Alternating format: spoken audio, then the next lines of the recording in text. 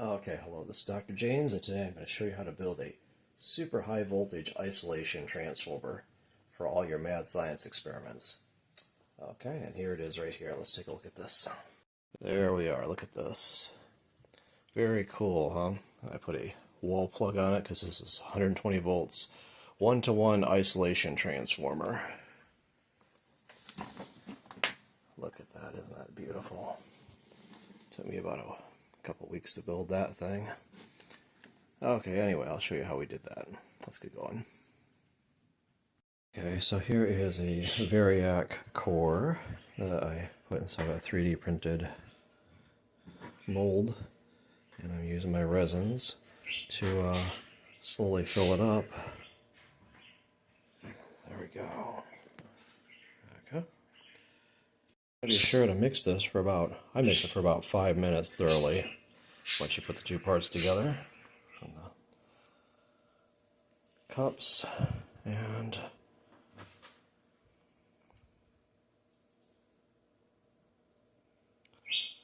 we have to do a few different batches to get enough to fill this all up.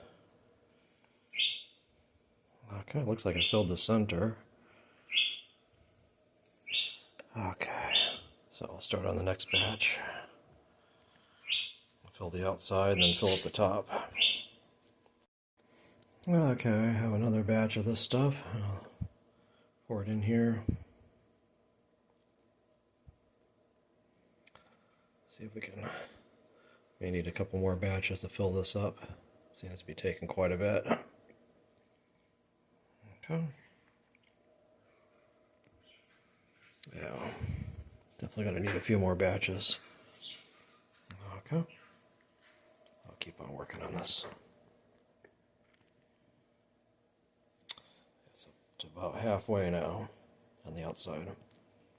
Okay, here's yet another batch, and we will pour that in to our transformer.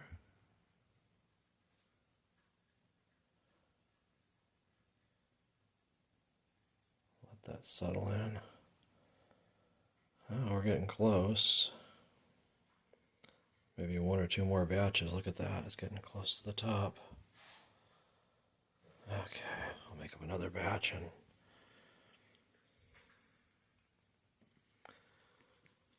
see how that works. Final resting place, so I don't have to move it once the wires are all in place. We'll just add some more and see. Put the final touches onto this thing.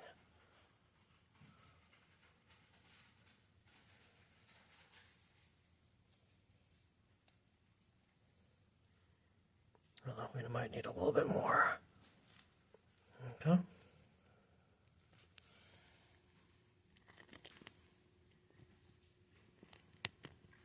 Okay, there we go.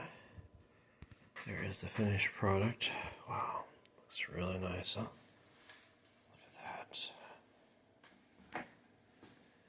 Beautiful. It's a work of art, huh?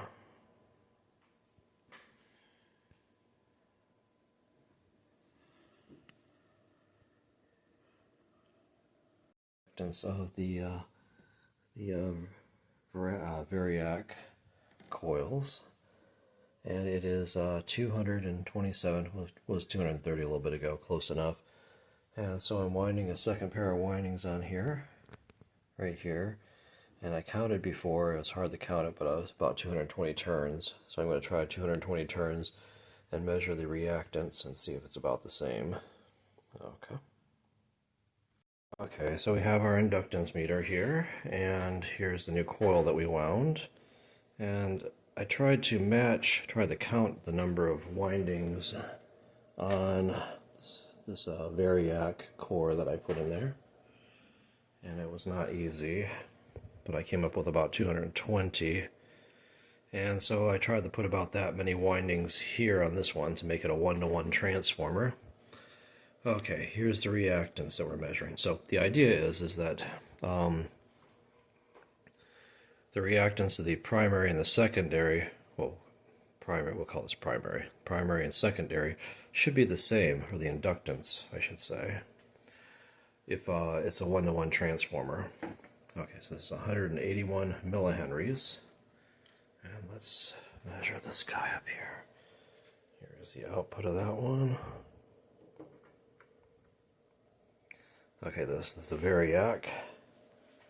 And 192, so it's close.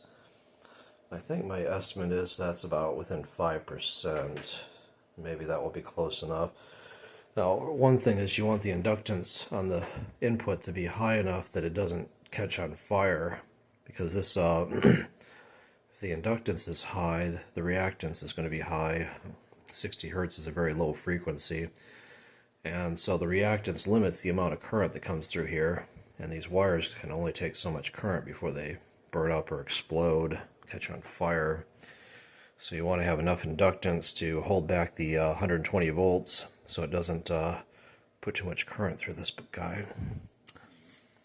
So this inductance is a little bit lower than the output by about 5%, so the voltage will be a little bit higher, 5 or 10% higher, which may be okay. I don't know. You know, like what, 10% of 120 volts is 12 volts more, and 5% is about 6 volts.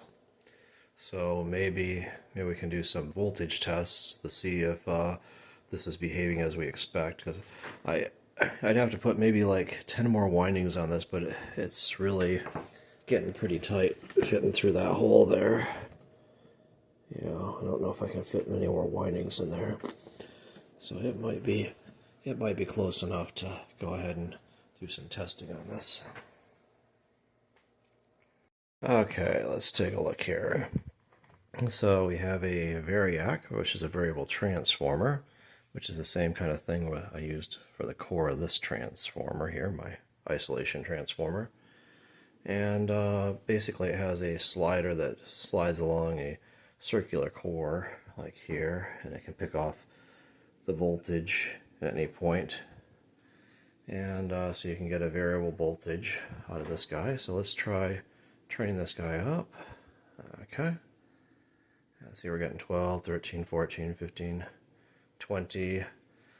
So just by turning that dial we can get any voltage. Let's just take a look. See, this is the Variac part. It's a much bigger Variac core. It's very big compared to that one.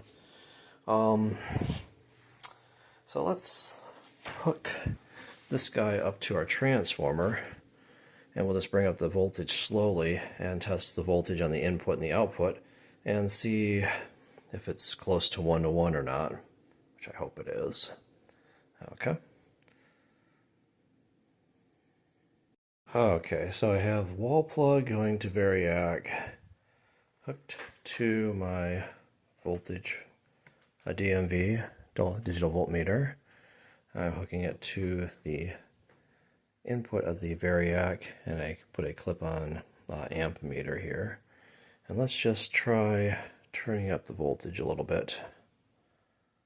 Okay, so we have the voltage at about 10 volts, 10.5 volts.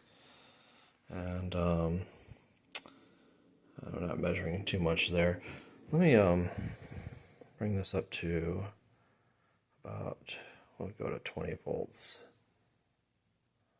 Okay. There we go, we're pretty close to 20 volts, 20.28 volts. And we're still not really measuring any current here. Let me take the voltmeter. I'm going to disconnect it from the input of the transformer and hook it up to the output. And we'll see what kind of voltage we're getting out of there. I'm going to flip the switch off for a second while I do that. Okay. Okay, so now I've hooked it up to the output of this transformer, which is these high voltage wires are connected to the output of our Variac core here. And let's flip on the switch and see if we get some voltage out of it. Let's see if the transformer works. Okay, so about 21.5 volts. Okay, very cool. I'm just going to slowly bring the voltage up on the Variac. 30, 40 volts. Make sure we're not drawing too much current here. Okay, so we're getting about 40 volts out. I'll bring it up to 66 volts. Our transformer has not blown out yet. We're starting to measure a little bit of current here. Okay. Very cool. Okay, 70, 80.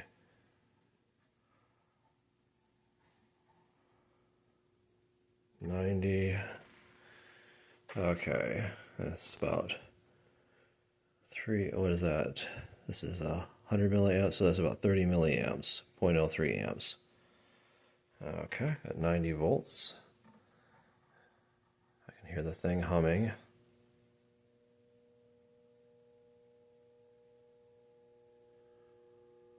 Hundred, 110 volts. Ooh, it's starting to draw a lot of current now. That's interesting. Let me turn this back down. I want to touch these wires. Okay, the wires are not getting hot.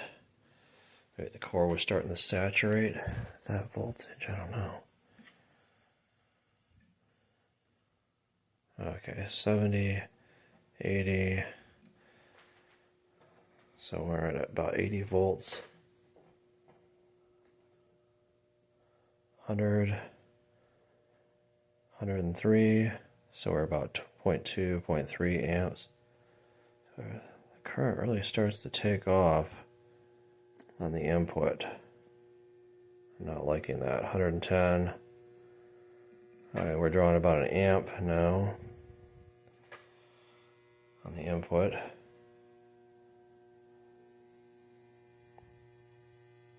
Oh my gosh.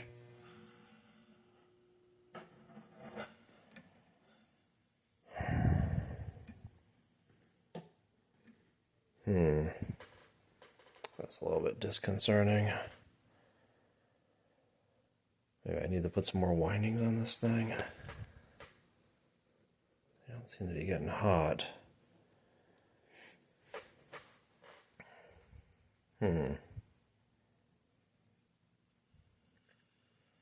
Let's see this.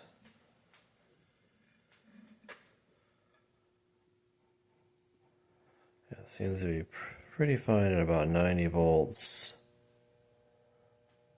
Once we get up to about 100 some volts, 112, it's like 2 amps. It's really starting to hum.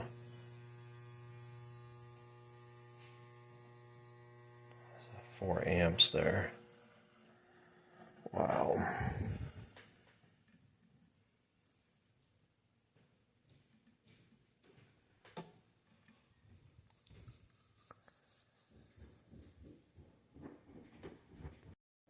Okay, here we go. I hooked this heat lamp light bulb here up to the output of our isolation transformer, so we can see we're getting power through it.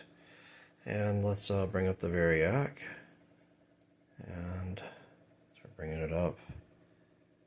We got almost an amp now. You can see the heat lamp is starting to heat up. Okay, we're at 33 volts. Look at that. It's definitely putting out. Let me turn off this light here. There we go. Look at that. And how much current are we drawing? 1.2 amps. Okay. At 43 volts. Okay. I'll bring it up a little bit more. We're up to 55 volts, 60 volts, and we're only drawing 1.57 amps on our transformer. Look at that. Oh, it's really getting bright. 70 volts. Okay. 1.77 amps. Okay, 83 volts. on the variac here. We're only at 2 amps. Okay. Well, the transformer's starting to hum now. We're at 95 volts. 2 amps. It's really putting out a lot of heat here from this heat lamp. Look at that. Okay.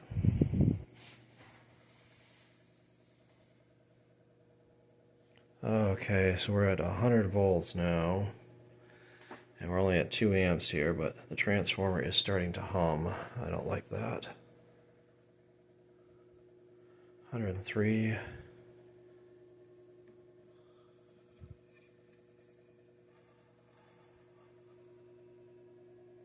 Now we're drawing 3 amps here into the transformer. 104 volts. Okay. I really wanted a transformer I could just plug into the wall, but it starts to get core saturation, drawing too much current. Okay, I'm getting worried. It's 105 volts and it's drawing about 3 amps here. Okay, let's bring her back down. Okay, so that definitely transmits power as a isolation transformer through our transformer here. Oh, it's hot. Very cool, huh? Definitely looks like a mad science experiment. Look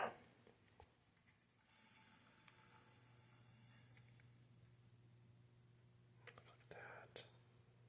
Beautiful, huh?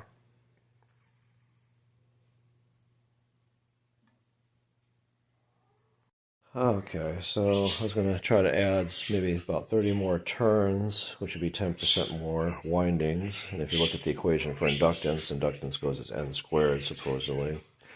Number of turns squared. I'm just checking the continuity. I soldered a new piece on here. It's less than ideal, but that's fine.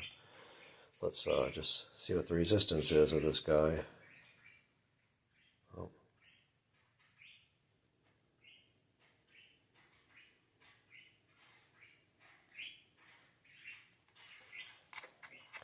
Oh, it didn't have a resistance before. Let's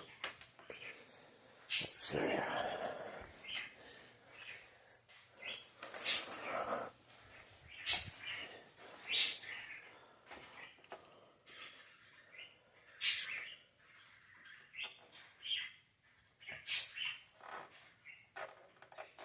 Oh, come on.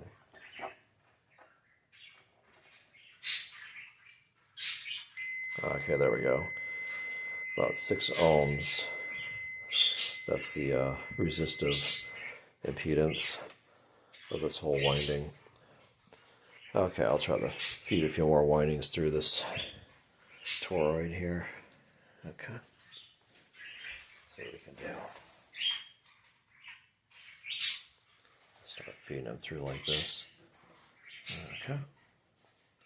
There we go. There's 1. See if we can get 30 more out of this. Okay, so I added 29 more turns to this guy. And let's just measure what our inductance is now. Okay. Oh, come on. Okay, it's 238. And I'll measure this guy over here. Not sure why it changes sometimes when I measure it at different times. 207. So now the inductance is too high, according to this thing. Maybe I'll test it to see if it core saturates, and maybe I'll take off a few windings if it's decreasing the voltage too much. Or maybe it'll give me more current. I can just always run it on a variac at a higher voltage, but I suspect the power is limited by the size of the core. So now we've put too many turns on. Okay. So we'll do some tests with the variac and see if the core still saturates when I try to bring it up to 120 volts. Because that's pretty annoying to have the core saturating before you get it to wall plug voltage. soldered a extension cord on the end of our coil, and just checking to make sure that it has continuity and still has the same inductance. So there we go. There's the end of it there. Okay, so everything's looking good. Okay, and I 3D printed a shell to go around these coils, like so. Let's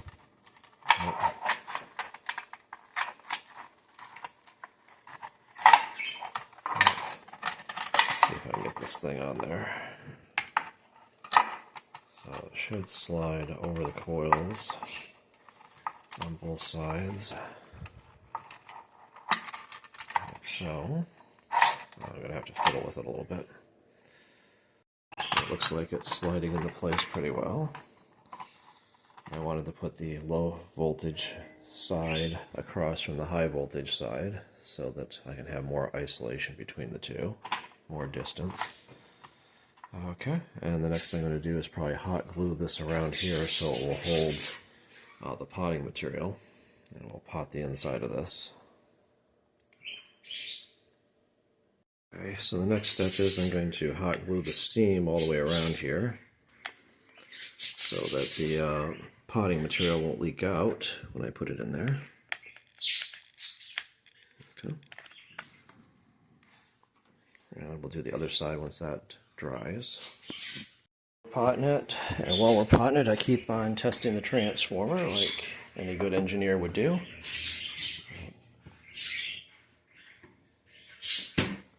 There we go. See, I got it hooked up to that light. That light turns on. That's going through our transformer. So, guess transformer's still good. So once we pot it, we're not going to be able to fix anything. It'll be set in stone, literally. Okay, there, I got through filling it up with the epoxy stuff, and I'm just going to let it dry now, I guess. Looks like it's completely full.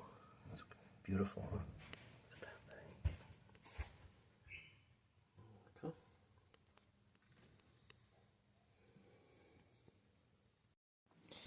Okay, let's taste the high voltageness of this transformer here.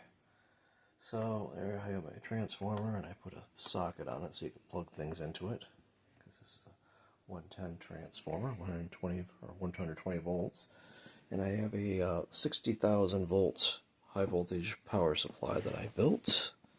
And we'll just turn that guy on, and I have a neon light here. And so if I bring the neon light close to oh, I have it hooked up. Wait a second. Okay, so I have a neon light here, and if I bring the neon light close to the high voltage power supply, you can see it starts to light up because it's actually drawing through current through the high voltage power supply through my body, and so it is at high voltage. Now let me bring it over to the isolation side, and this is the part hooked to the wall. This is actually grounded, and so you can tell it's holding off the high voltage because it's got very high voltage on this side, because the other windings are grounded and I'm getting no current flowing from them to my body. I don't want to get it too close because it will arc and I will be shocked. I don't want to do that, but very cool, huh? There we go. Proof that it's isolating the high voltage. Very cool, huh? A super high voltage isolation transformer. Okay, so now you know how to build one. This is Dr. James, and thanks for watching.